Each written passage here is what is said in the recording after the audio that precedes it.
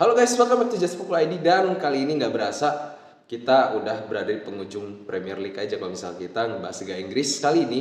Dan di satu sisa match terakhir ada Manchester City yang lagi-lagi berada di puncak. Ya kita udah tahu semua gimana proses Manchester City ini berhasil ngalahin Tottenham Hotspur dengan skor 2-0.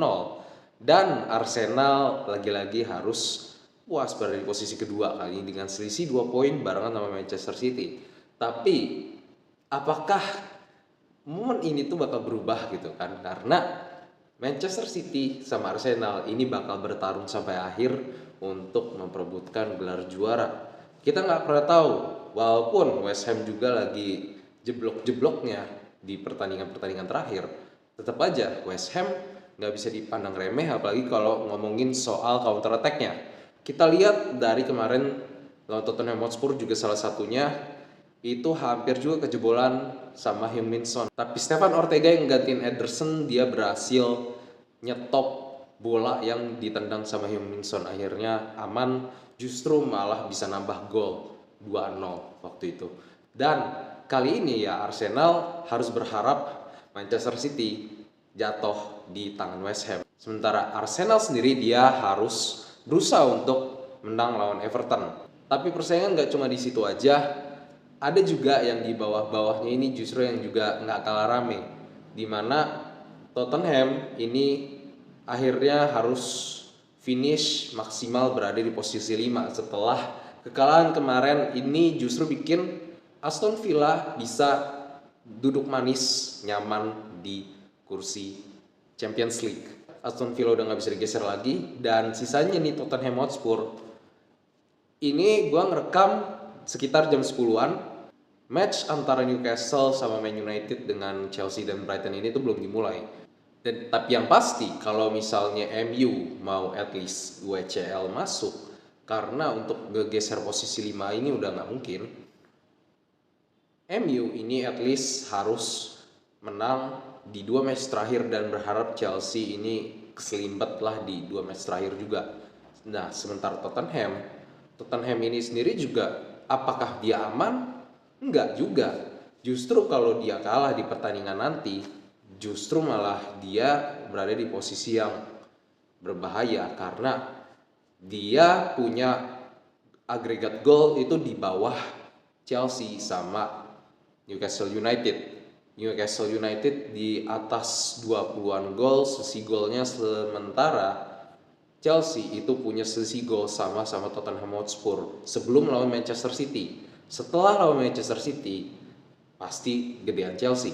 Tinggal kita lihat Newcastle sama Chelsea ini pertandingan nanti bakal menang atau kalah atau seri. Karena kalau misalnya kecolongan aja dari match ini udah gak mungkin nyusul Tottenham.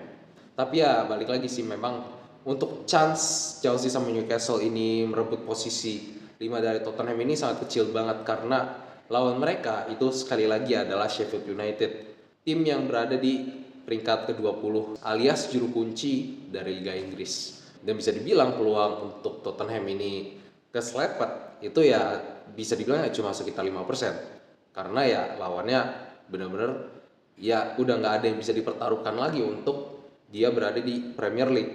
Tapi ya kita nggak pernah tahu, kali aja kayak Sheffield United pengen banget gitu supaya mengakhiri Premier League ini dengan kepala tegak gitu kan.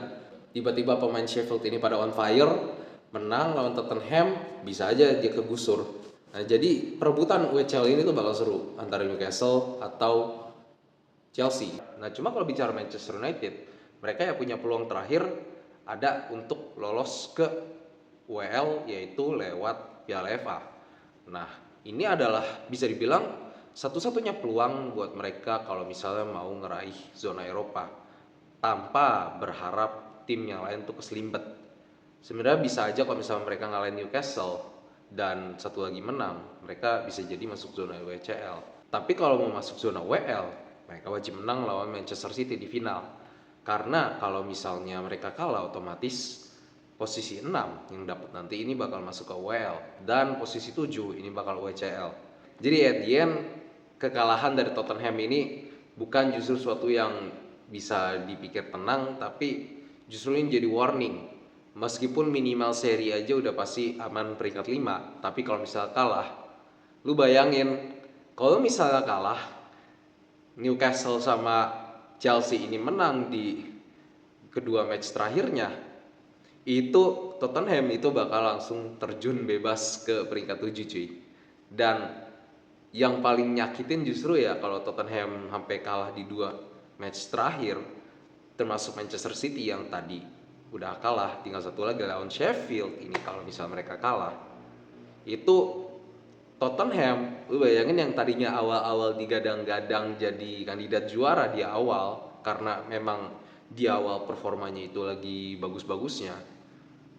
Habis itu tiba-tiba di finishnya dia jatuhnya di peringkat 7, terus di bawah Chelsea pula yang lagi benar-benar di musim ini tuh juga lagi nggak banget lah seenggaknya.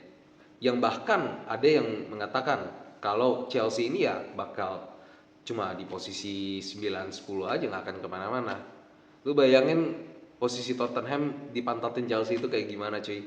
Jadi kita bakal lihat aja nanti finish line dari setiap tim di Premier League ini bakal kayak gimana, karena setelah itu di bawahnya ya nggak ada yang benar-benar fight lagi, yang benar-benar kayak bertarung untuk zona-zona yang possible gitu kan, karena ya udah selain Manchester United udah nggak ada lagi yang bisa.